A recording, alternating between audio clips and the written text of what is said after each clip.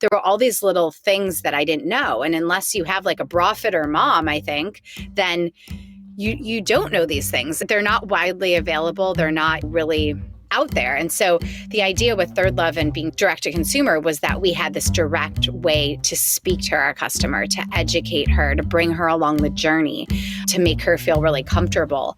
And so that was really what we set out to do from the early days of ThirdLove. That hasn't changed. Hey, it's E.B. Moss, and this is episode 26 of Insider Interviews. This is pretty unbelievable because I am going to be speaking with Heidi Zak. And if you haven't heard of her, then you haven't been buying women's underwear, because she's the co-founder and CEO of ThirdLove, which is the third largest online bra and underwear company in America. She has been called Fast Company's most creative people, Goldman Sachs 100 most intriguing entrepreneurs. She's one of those 40 under 40 from Fortune. She's a remarkable person, but she also has embraced brand purpose in everything she does. We're going to talk to Heidi about how she embraces brand and demand marketing and how she disrupted an entire traditional industry. Here's Heidi. I have to start out by saying that you didn't know me from Adam or Eve, and you responded to my email, and we're thrilled. It's been such a pleasure to read all about you and all that you've done. So we started talking about San Francisco. When did you live in New York? I lived in New York after I graduated college, basically for 10 years, and then moved out to San Francisco in 2010. So I've been out here now about 11 years. So officially have lived in San Francisco longer than New York, which is interesting. Yeah. And I lived in California for about 15 years, and I never thought I would be in one apartment for more than 20 years in New York City. That's a long time. When I lived in New York, I had 6 apartments in 8 or 10 years. Like I feel like I moved almost every year, and it was a disaster, but well, that's what people do. That's, I think, what is most common. I feel odd staying stuck, and I'm lucky I'm right outside of Central Park. But you would think during the pandemic that I would have organized my sock drawer, or in your case, my underwear drawer. But I'm saving that till the very last moment of lock-in. You're funny. I actually did just buy a lot of new socks. It's funny you said that. But I've done the opposite, which is my house has never been so well organized and all of that, because, when you're home all the time, you start looking around and you're like, man, there's all these things that I said I would do that I never had time to do. And now I have all day long practically on the weekends. So, yeah. You do not, Heidi. You have 2 kids. You're the CEO of a huge company. Come on now. And you organized your sock drawer? I did. Yes, I did. But, no, I mean, I don't have all the time in the world, but I do find time here and there to do the little things, because usually we would be traveling and doing all these things and soccer games, and, now you don't have that. And so it's a very weird time. I know.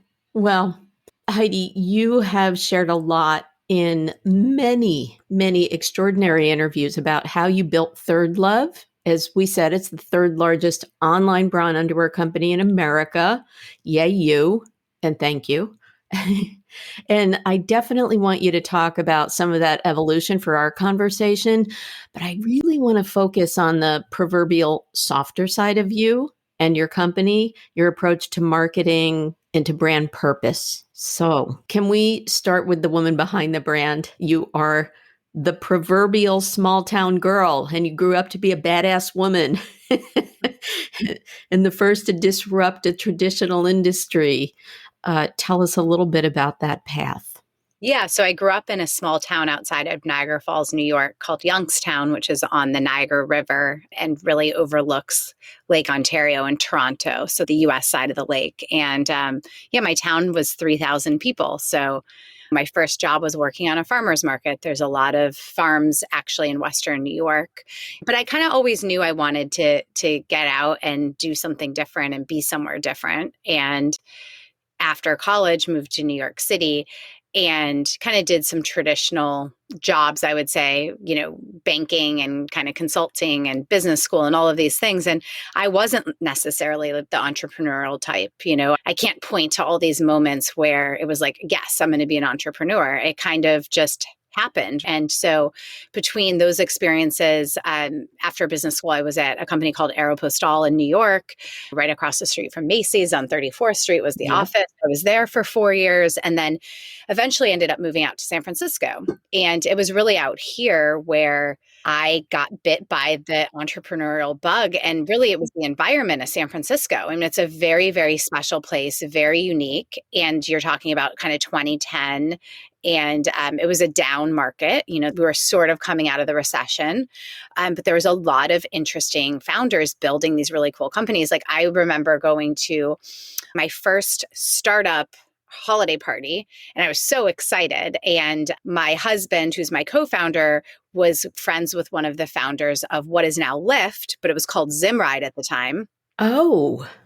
And we went to their holiday party and there was maybe 20 people at the time and they were mostly engineers coding and they had Costco pizza. And I walked into that party and I was walking around kind of talking to them being like, what's Zimride? And they were like, oh, it's, some app where you can like hop in somebody's car and get a ride over the Bay Bridge. And I'm thinking to myself, this is, the craziest idea I've ever heard. Like, who's going to do that? This is a terrible business idea. I mean, what do I know? Obviously not a lot.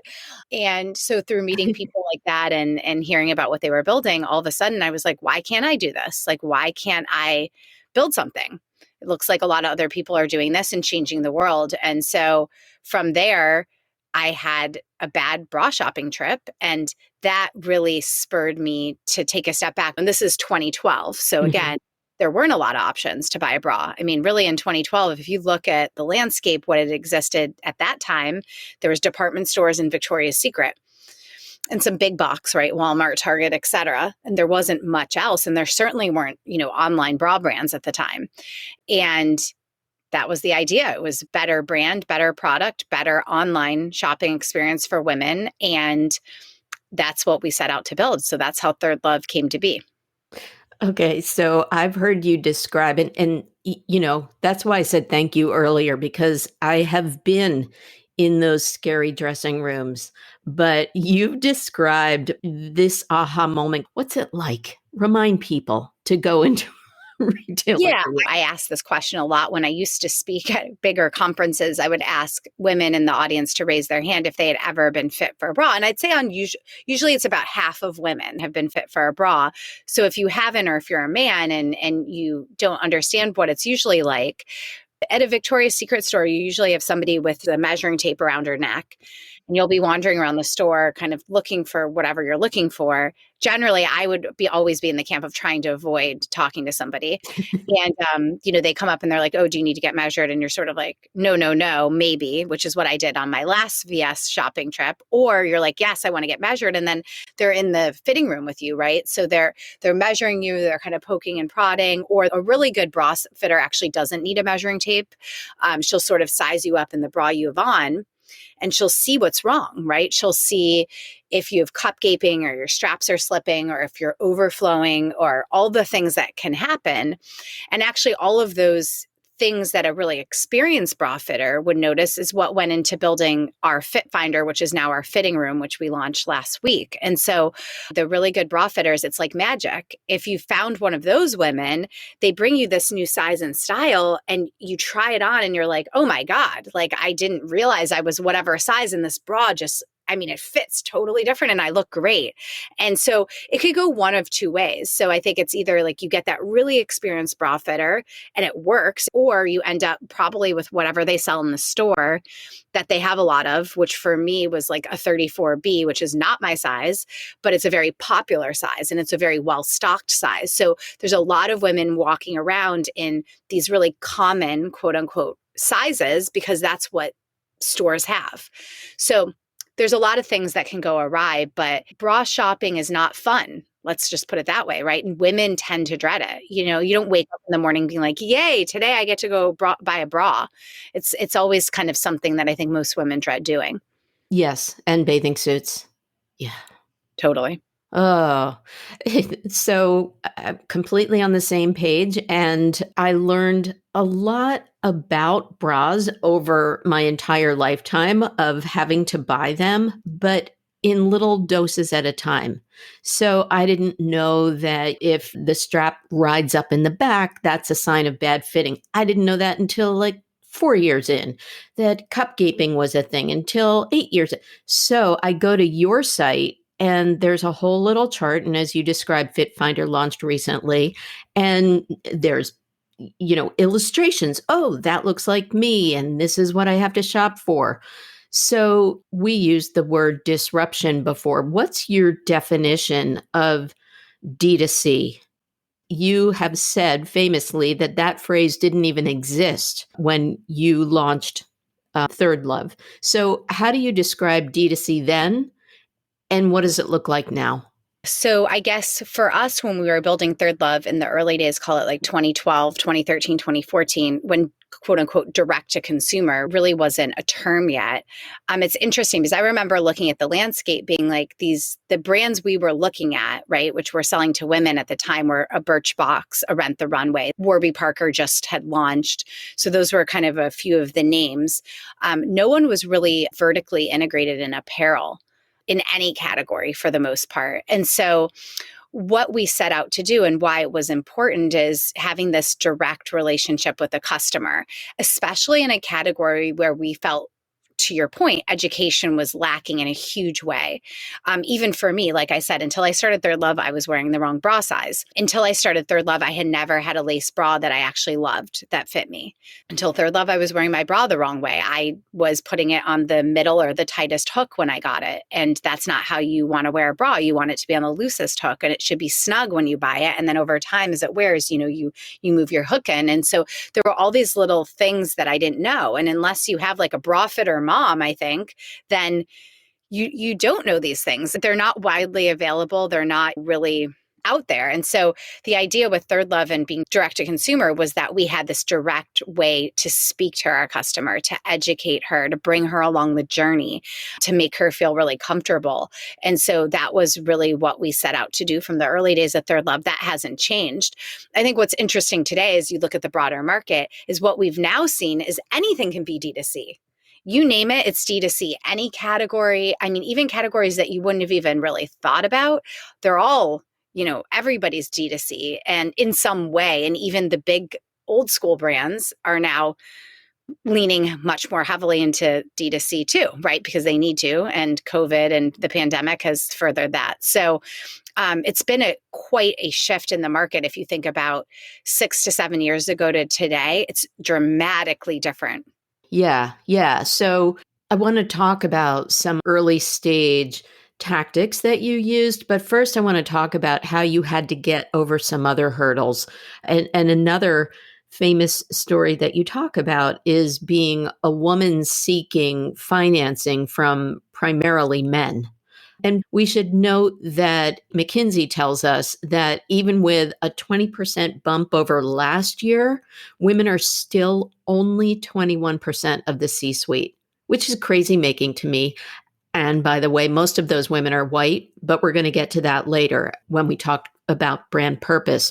So, how did you convince a room of mostly male investors that women would embrace buying a bra online? Yeah, at the time it wasn't easy. Well, one, I had a co-founder who was a male. So to be totally candid, I'm sure that helped. It's hard to know. If I was a single female founder raising money, would I have been able to close around? Would I have been able to raise as much money? No. Would I have gotten a deal done? Maybe. But I think absolutely having a male co-founder helped. But yeah, I mean, one of the questions we got all the time was like, will a woman even buy a bra online, right? Like it just seemed that would be a difficult hurdle to establish, especially in this category. And, we had different data points. I mean, of course, eventually we found investors who got it, but it wasn't easy. And I do think that men, many of them, there wasn't just one, would say, oh, let me have my wife, daughter, admin test it out. And, embarrassing. You're in a meeting and you're pitching some male VCs and they call their admin into the meeting and be like, what do you think about ThirdLove? Will you try it? I mean, how embarrassing for them, for us. It wasn't great.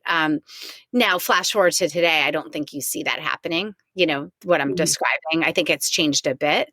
And I think the types of female products we've taken it up a notch. I mean, with femtech and all kinds of things, bras are like the least quote unquote embarrassing thing that a venture capitalist is going to see today. But certainly in 2013, it was a little bit of like, oh, bras and underwear online, like this is out there.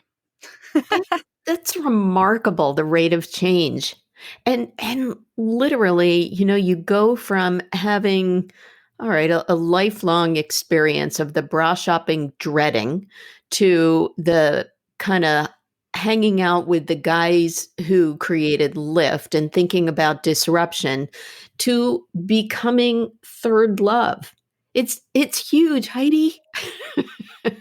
Yeah, I mean, as if it was that easy, though. I think it's like, look, we spent years, like from 2013, all of 2014, 2.5 years of just trying to get manufacturing off the ground, trying to figure out product market fit, almost not being able to raise, our A round. It wasn't easy. And most of the time, 99.9% of the time, for every success out there, it's never easy. And you see the output at the end and you're like, wow, this is, amazing. But like the journey is so hard. And yeah, I mean, most companies do fail. So we feel very fortunate to have created a brand and a product that will continue to grow and be there. But those early days were really, really hard. Well, let's keep it up there for a moment. How did you first approach marketing this product to women? Hey, it's Evie. Sorry to interrupt the action in this episode 26 with Heidi Zak. We are about to talk about how she was able to convince customers to try a whole new way of buying bras. And so I thought it was a good time to hop in and thank you for listening to thus far 25 episodes of Insider Interviews, and also ask how you're approaching convincing your customers. So one of the things that clearly worked for Heidi, and we'll talk about it further in the episode, is podcasting. If you don't have a podcasting strategy, and that's something I can help you with, if you're looking to expand your podcast marketing, I can help you with that. And my audience for Insider Interviews is also comprised of some pretty impressive executives in the media, marketing, and advertising space. So I'm also open to sponsorships. Reach out to me at podcasts@mossappeal.com or just visit mossappeal.com for a little bit more about me and all of the things that I would love to do to help you grow your business. Thank you so much for listening. Here's Heidi. So you've convinced the financiers, and now you have to convince the customers. What were your early stage tactics and what was your positioning? It's a good question. I still remember our first photo shoot in San Francisco, and the photographer said to us, and he'd worked with like other startups in the past and he was pretty cheap. And he says to us, what brand are you trying to emulate, right? Because that's really in essence what a lot of startups do. Oh, I want to be a little bit of Apple mixed. Apple and Volkswagen. Yeah. Exactly. I'm going to mix this together and create something. And we basically said, we don't want to be like any bra brand. We don't want to look like any of them. We don't have a comp. There is no comp for what we're trying to create, because all these bra brands do is shoot skinny, generally white women with generally small boobs, B cup, and they generally do it in a really sexy way. And whether that's the leaning in, staring at the camera, the pillow fights, all those things, we were like, that's not the kind of models we want. And that's not the kind of photo shoot we want. And so when we set out to build something radically different from scratch, again, that's hard, right? Because there is no comp. You're kind of paving your own way. It wasn't perfect, but we found a young woman who had a much larger chest. We found models on Craigslist, all kinds of things. And we really were not even working with the traditional modeling agencies, because again, today, you reach out to any modeling agency, they've a much more vast array of size, shaped, and looking people that you can cast. Yeah. But you're at this time, all the big modeling agencies, I mean, there was barely a few plus size models, and certainly not women with, stretch marks or those kind of things, right? Like that didn't really exist. And so that was sort of how we thought about the brand and what it looked like. So just trying to do it differently. And of course, the brand's evolved over the years. But then as it relates to the marketing, we came up with this program and we were struggling. What we knew at the time, and this is probably early 2015, we knew we had this 24/7 bra. It's still our best-selling bra today in 2021. And women loved it. So the women who bought it, loved it, kept it, bought more. So we knew the product was good, but we couldn't get women to try it. And nobody knew ThirdLove. People had never heard of us. We were tiny. And we came up with this program called Try Before You Buy. And we basically said, let's de-risk the situation for the customer. So we put out ads basically saying, you can try this bra for free. Ready to graduate from Victoria's Secret was a big tagline we used. Try this for free. And it really, really took off. And so in this program, we would send a woman a t-shirt bra, store her credit card information, and then charge her after 30 days if she kept the bra. So there was really this idea of no risk up front to the customer. And it worked. And we ran that program for, close to 3 years. And it allowed us to acquire well over 1 million customers in that time period. And it just was super effective and really, really unique. So that was really the marketing hook. Excellent hook, so to speak. Got it. So word of mouth, I'm sure, was very impactful. And right around then, podcasting was just starting to take off. And also famously, the canary in the coal mine of a lot of D2C brands are what drove the revenue for podcasters because it was a low-cost entry point for communicating. Did you get into podcasting? What other forms of media did you take on? Yeah, it's a funny story around podcasts. In 2015, we had 3 main channels in like what I would call the early days of ThirdLove. So call it 2015. Facebook was a big one. You couldn't advertise on Instagram at the time. Instagram was just starting. So it was Facebook, podcast, and then the third was YouTube. But podcast in particular, I remember saying to one of our investors, we're starting to advertise on podcasts. It's really effective. It's really, really great. And he was like, podcasts? Like what? Right. And the early days. But yeah, podcasts were effective for us, still are really, really effective. We have longstanding relationships with a lot of different podcasts, and it's been a really great way and a great platform for us in terms of advertising and building the brand. And then you did do linear as well. Yeah, I think we started testing out TV in sort of 2017, 2018. And now, of course, you have OTT and all the streaming services. So again, that world has evolved tremendously, over the past few years, as well as during the pandemic, with a lot more people watching a lot more content on all these services. I think linear specifically can work really well, but it also can not work really well. So you got to be careful and thoughtful about the content you're putting out there, because as I like to always say, marketing and the platforms are one piece of it, but actually most important is the content, the creative, and the messaging. Because if you don't have that right content for any one of these channels, it's not going to work or be effective. Beautiful. And that teed me up so nicely to talk about brand positioning and purpose. So you're kind of the perfect guest as we dovetail from Black History Month to Women's History Month. And I think it's pretty clear what you've done for women overall, but I want to talk about also what you've done for Black female business owners. Your company is literally and physically in support of women. And you started something in June called the TL Effect. And I could summarize it, but this is your baby. And I would really love for you to describe this initiative. Yes. So this spring, when there was all kinds of things going on in the world, we were trying to figure out like how ThirdLove was going to help support and help impact change in the broader community. And so we kind of went through this discussion internally about, do we donate money to a cause? Like, what do we do? And some of our teammates were even like, where are you going to donate money? And I'm thinking to myself, well, we just laid off 30% of our team at the start of COVID. So trying to donate money, it's like, how do I think about that as a CEO? When I think about I can hire X number of people back versus donate money.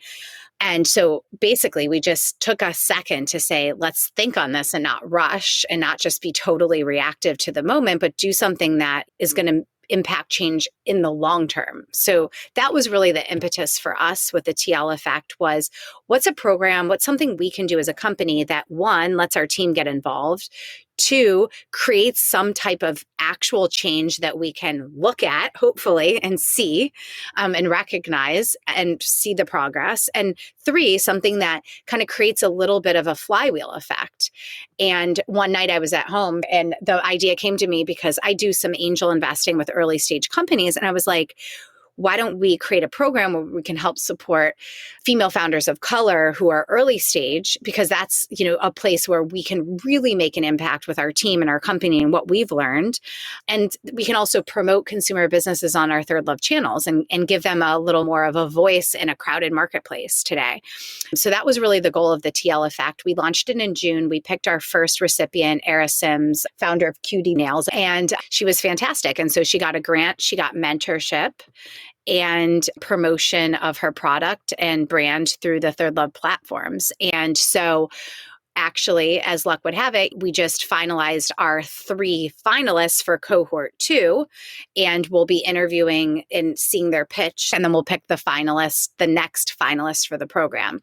And Era, the founder of Cutie, the first winner, is on the panel that's judging those 3 to pick the winner for the second cohort. So again, you can kind of see how this program is starting to have a bit of a flywheel effect, leverage our prior winner. And again, it's a small thing that we're doing, but I do think there's real energy around it in our company and with our team as well.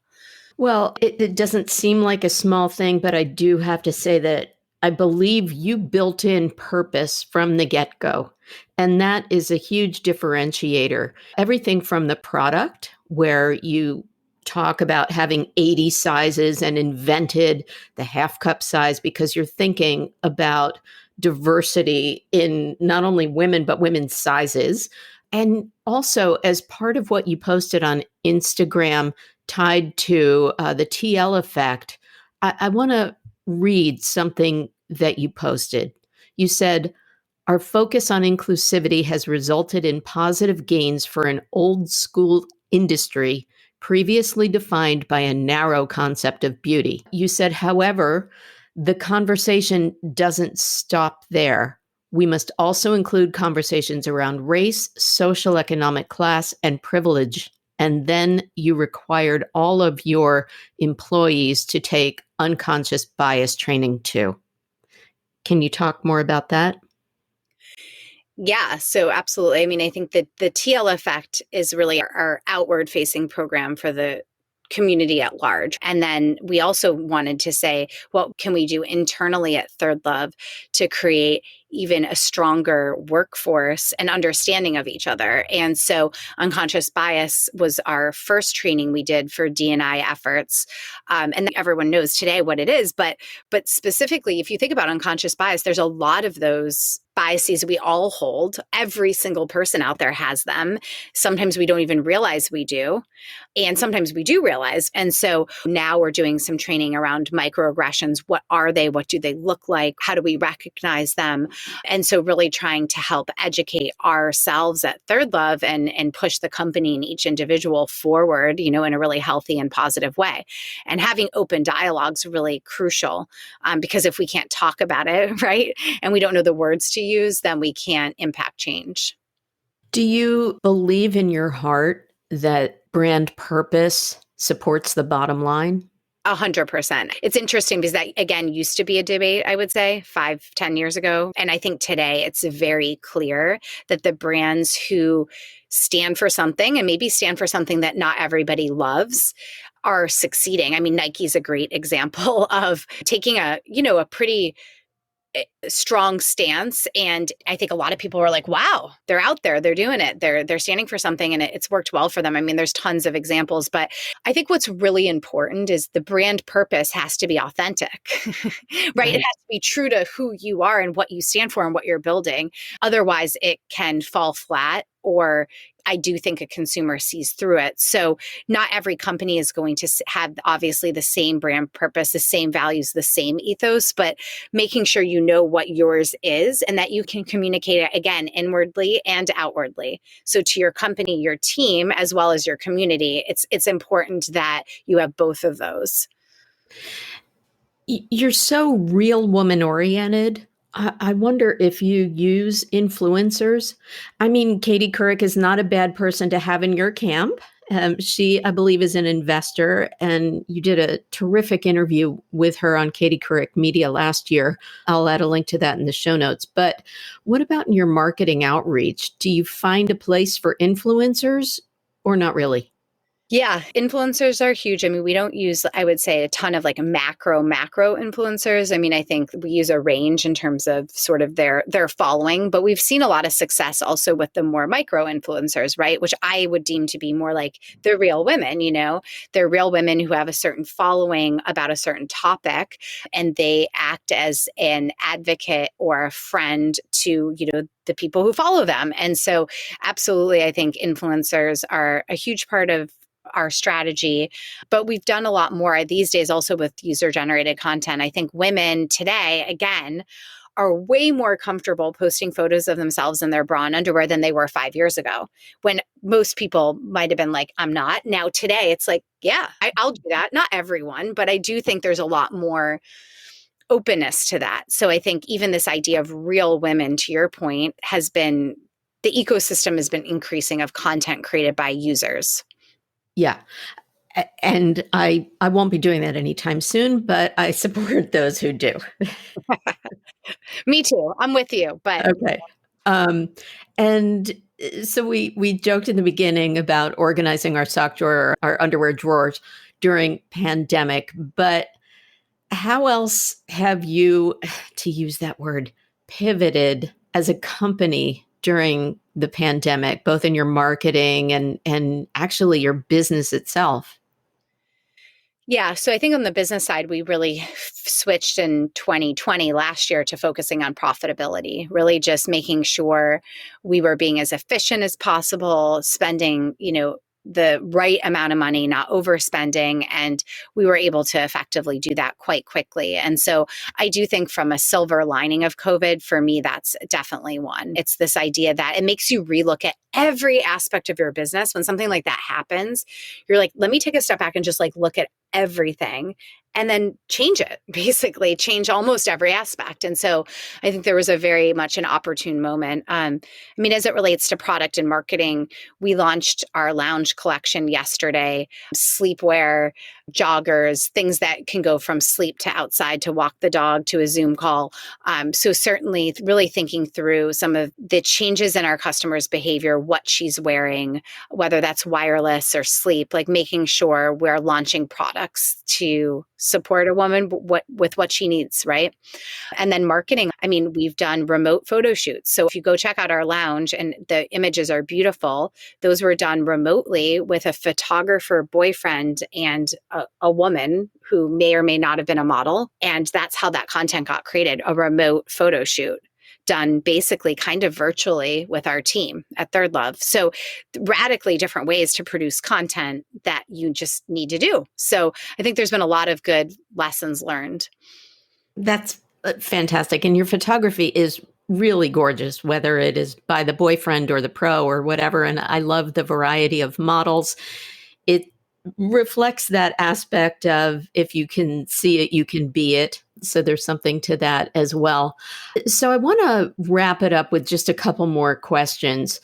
Heidi, on the personal side, if you could do an insider interview with any person, living or dead, we'll just open it up, who would it be with? Oh, this is always such a hard one. I mean, I mean, one of the women I've always admired is Oprah Winfrey. I mean, I think just like what she was able to do before, like she was so early, right? To be a disruptor and to be an independent woman who like made her own fortune. But I still feel like we don't know a lot about her. Like, you know what I'm saying? Like we do and we don't. And I think that would be somebody I would just have a zillion and one questions for. Yeah, I agree. I am an Oprah fan as well, from what I know. Yeah. Right. But it's like you want to know all those other things. Like so much, I feel like there's just so much more to be told there that, she'll never probably tell, but And I do really want to go play with her dogs. yeah. So last question. You were, as we said, hanging out with the guys who invented Lyft. You disrupted the women's undergarment business. This might be a gold mine for some listener out there. But what are the other frustrations you have right now that you think are worthy of creating or disrupting a whole new industry for?